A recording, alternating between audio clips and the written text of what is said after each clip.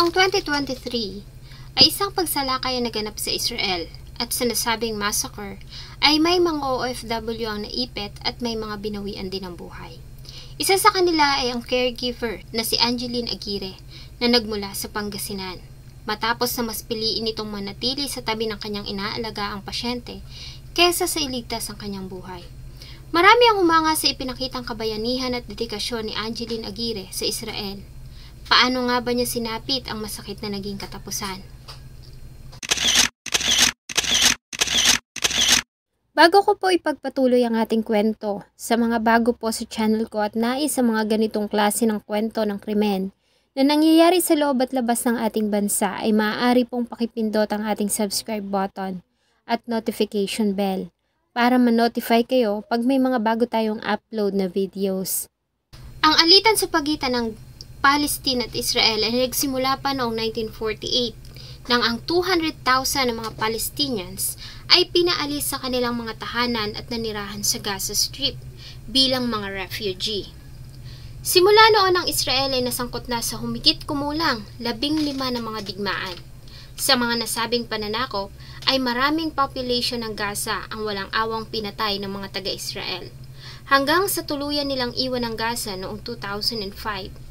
Nanalo sa eleksyon ng Hamas noong 2006. Ang Hamas o Harakat al-Muqawama al-Islamiyya ay isang Islamic resistance movement, isa sa pinakamalaking militanteng grupo ng mga Palestinians at inagawang kontrol sa Gaza noong 2007. Nang makuha ng Hamas ang kontrol sa Gaza, ay nag-impose naman ang Israel ng total blockage sa lupa, hangin at dagat sa Gaza at ginawa itong open-air prison. Nagtayo ang Israel ng border na gawa sa bakal na tinawag nilang the Iron Wall at binawalan nito ang pagtawid ng produkto mula Israel papuntang Gaza. Sa pangyayari ay halos 70% ng population ng Gaza ang nawalan ng trabaho at 80% sa mga residente doon ang namuhay sa labis na kahirapan. Nagtalaga ang Israel ng mga tangke at armadong mga snipers na nagbabantay sa border. Maging sa himpapawid ay nagtalaga ang Israel ng mga airstrikes na nagbabantay. Ang sinumang makitang lumapit sa barrier ay agad na binabaril at pinapatay. Ang ginawang ito ng Israel ayon sa Hamas ay isang malinaw na paghahamon para sa isang digmaan. Kaya naman mula noon, ang dalawang grupo ay nagkaroon na ng mga sagupaan at marami ang mga nawala ng buhay. Ayon sa United Nations, ay may estimated na 1.5 million na mga residente ng Gaza ang tumawid sa border papuntang Egypt para makakuha ng supply ng pagkain at petrolyo.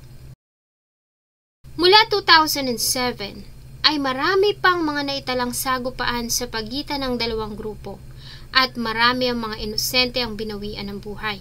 Isa sa mga nasabing pangyayari ay ang tinatawag nilang Kfar Aza Massacre noong October 7, 2023, kung saan ay dalawang OFW ang nagbuwis ng kanilang buhay, kabilang na dito ang caregiver na si Angeline Aguirre Torre. Si Angeline o kilala din sa tawag na Angie, Babs, Karen at Lynn, na mga taong nagmamahal sa kanya ay pinanganak noong March 1, 1991 sa Pangasinan. Ang pamilya ni Angeline ay simpleng pamilya lamang na namumuhay sa Pangasinan. Inilarawan nila si Angeline bilang mabait na anak, maalalahaning kapatid at mapagmahal na tiyahin. Si Angeline na ata ang best tita ayon sa kanyang mga pamangkin. Ito kasi ang nagmimistulang takbuhan nila sa lahat ng bagay. Maliban dito ay masiyahin at palakaibigan din si Angeline. Wala na yatang kabataan sa kanilang lugar ang hindi nakakakilala sa kabutihan niya. Bata pa lang ay taglay na ni Angeline ang pagiging mapagbigay at matulungin sa kapwa, kahit na nga wala nang matira para sa kanyang sarili. Nang magtapos ng high school, ay nag-enroll si Angeline sa Our Lady of Fatima University sa Valenzuela City, kung saan siya ay nagtapos ng kursong physical therapy. Tulad ng iba ay pangarap din ni Angeline na mabigyan ng magandang buhay ang kanilang pamilya at makatulong sa mga kapatid. Kaya naman nilisan niya ang ating bansa at nakipagsapalaran sa Israel noong July 2017. Nasa Israel din noon na nakatatanda niyang kapatid na babae. kung saan ay nagtatrabaho ito doon bilang isang caregiver. Kaya doon na rin pinili ni Angeline na magtrabaho. Pagdating ng Israel, ay naging maayos naman ang trabaho nito doon. Mabilis din itong natuto ng Hebrew para mas madali niyang makausap ang kanyang mga nagiging pasyente, kaya naman kinagigiliwan ito ng mga naging employer. Habang nasa ibang bansa ay palagi itong nag-a-update sa pamilya, araw-araw itong nakikipag-usap sa kanila sa video call. Minsan pa nga ayon sa kanyang ina, ay hinahayaan lamang nila itong magkwento habang may ginagawa. Ito din ang unang bumabati sa tuwing may mga pinagdiriwang silang okasyon, gaya ng Pasko, Bagong Taon, at maging ang mga kaarawan ng kanyang mga kapatid at pamangkin. July 2022 ay umuwi si Angeline ng Pilipinas para asikasuhin ang kasal sa kanyang matagal ng long-distance na karelasyon na si Nick Torre. Ikinasal ang dalawa noong September 2022, isang magarbong kasalang kanilang idinaos kasama ang kanilang mga mahal sa buhay. Sa araw na iyon ay wala na atang pinakamasayang babae kundi si Angeline.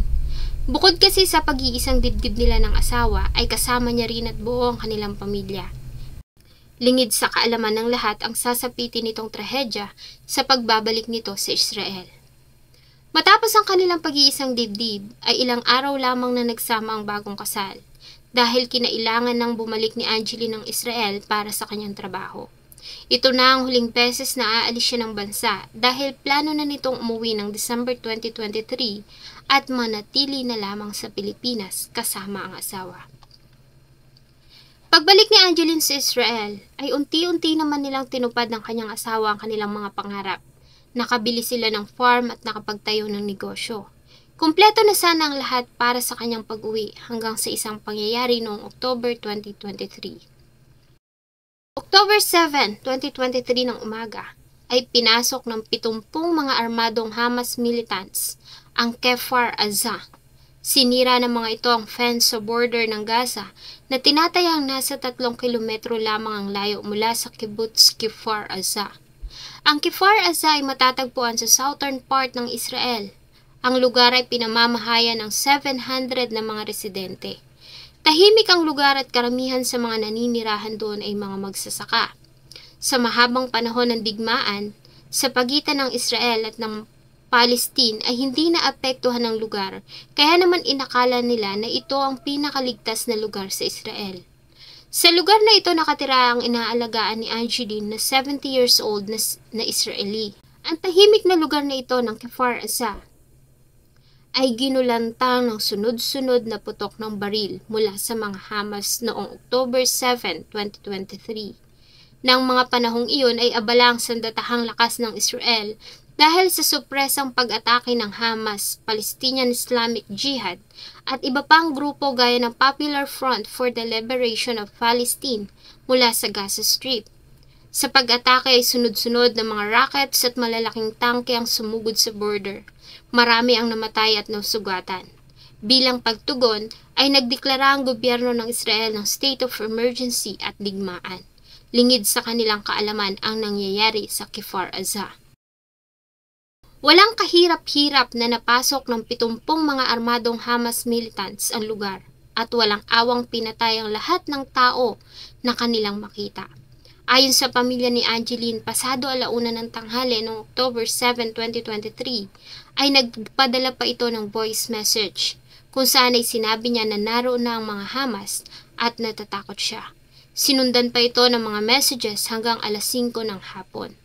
Sa nasabing messages ayon kay Angeline, nang makarinig siya ng warning signal mula sa siren kasama ang inaalagaan ay nagtungo sila sa bomb shelter. Kahit nahirap dahil sa 70 years old na ang kanyang pasyente, ay nagawa niya itong mailipat ng ligtas sa bomb shelter. Subalit pagdating doon ay nalaman niya na sira at walang lock ang shelter. Ilang beses pa itong itinaboy ng inaalaga ang matanda para iligtas ang kanyang sarili. Subalit mas pinili ni Angeline ang manatili. Kahit pa nga alam niya na maaari siyang mamatay. Pagdating ng mga militante, ay sinubukan pa ni Angeline na isara ang pintuan. Subalit dahil babae ay na-overpower siya ng mga ito. Natagpuan ang wala ng buhay na katawan ni Angeline na may mga tama ng bala ng baril sa tabi ng inaalagaan niyang matanda. Ayon sa kanyang ate Angelica na nasa Israel din ng mga panahong iyon, ay biglang nawala ang communications nila kay Angeline at nawalan din ng kuryente ang Kfar Aza. Inabot pa ng 2 araw bago tuluyang nabawi ng Israel Defense Forces ang kontrol sa Kfar Aza at dito ay tumambad sa kanila ang kaawa-awang kalagayan ng mga biktima. Nagkalat ang mga wala ng buhay na katawan ng mga bata at matatanda sa kalsada. May mga pinutulan ng ulo, may mga sinunog at hindi na makilala.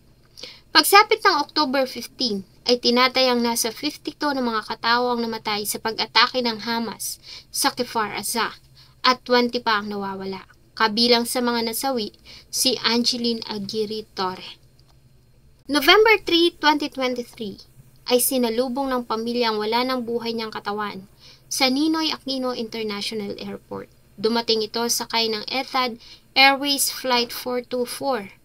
Binigyan siya ng hero's welcome sa kanilang bayan sa Barangay Balagan.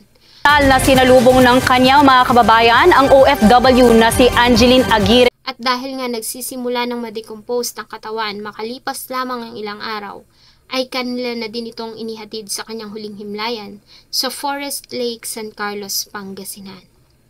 Ang ipinakitang katapangan at kabayanihan ni Angeline ay mabilis na kumalat sa social media, hindi lamang dito sa ating bansa. Nagpasalamat din ang anak ni Niran Ronen, ang matanda na kanyang inalagaan dahil sa hindi nito pinabayaan ng kanilang ina hanggang sa huli nitong hininga. Ito ang isa sa mga katangian ng mga Filipina kung bakit demanda ang mga nurses at caregivers sa ibang bansa. Para kasi sa kanila ay hindi pasyente ang kanilang inaalagaan, kundi parte na rin ng kanilang pamilya. At handa silang ibigay ang lahat para protektahan ang kaligtasan ng mga ito. Pinuri din ng mga namumuno sa Israel ang pinakitang kabayanihan ni Angeline. Bilang ganti, ay nangako ang Israel na bibigyan ng pamilya ni Angeline ng halagang 94,000 kada buwan for lifetime bilang pagtanaw ng utang na loob. Nangako din ng OWA na magbibigay ng 220,000 para sa death and burial benefits, 15,000 educational and livelihood support para sa kanyang mga naulila at 50,000 cash kada ika-5 taon para gamitin sa maintenance ng kanyang libingan. Maliban sa OWA, nagbigay din ng tulong ang DSWD, ganun din ang provincial government ng Pangasinan. Hanggang sa kasalukuyan ay patuloy pa rin ang madungong digmaan sa pagitan ng Israel at Palestine. Marami na ang mga inosente ang namamatay at naiipit sa gitna ng labanan. At sa kabila ng labanan ay marami pa rin mga OFW ang mas pinipiling manatili sa Israel kahit pa nga marami na ang narepatriate. Hanggang ngayon ay marami pa din ang mga Filipino na nagnanais na magtungo at magtrabaho doon. Hindi na kasi kinakailangan ng visa kung nais mong pumunta sa Israel. At kung magtatrabaho ka man ay ini-issue ito doon ng libre at walang bayad. Sa kabila ng nangyari kay Angeline ay mas pinili pa rin bumalik ng kanyang ate Angelica sa Israel, kahit pa nga tinutulan ito ng kanyang mga magulang at kapatid. Noong January 9, 2024, ay muling inihatid ng pamilya ang ate ni Angeline sa airport para sa kanyang pag-alis.